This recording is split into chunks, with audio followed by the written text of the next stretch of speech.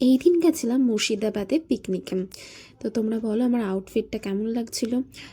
সেদিন তো ভীষণ খুশিই ছিলাম। আর যাব বাসে, বাসে একটু প্রবলেম হয়, কিন্তু ঠিক আছে, সবাই থাকবে যেহেতু। আর এখানে আমাদের সব থেকে ক্ষুদে সদস্য সেটা হচ্ছে ছোটন। সবাই মিলে যাওয়া হচ্ছিল। এই যে আমাদের বাস।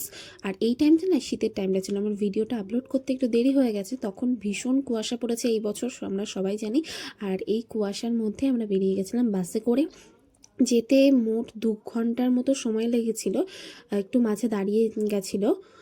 তারপরে এখানে বাসের ট্রাঙ্ক থেকে হচ্ছে গ্যাস, তারপর পিকনিকের যাবতীয় জিনিসপত্র বের করা হচ্ছিল। আর এখানে বাচ্চা পাটিরা খেলছিল, আম গাছ ছিল, আমরাও খেলেছি র্যাকেট। তারপরে এখানে সবাই মিলে মজা করার পর আমরা ঠিক করলাম যে মুর্শিদাবাদের কিছু জায়গা ঘুরতে যাব। তারপর আমরা সবাই মিলে এই কামানটা দেখতে চলে এসেছিলাম। আর এখানে অনেকে ভিডিও করছিল, ফটোও তুলছিল।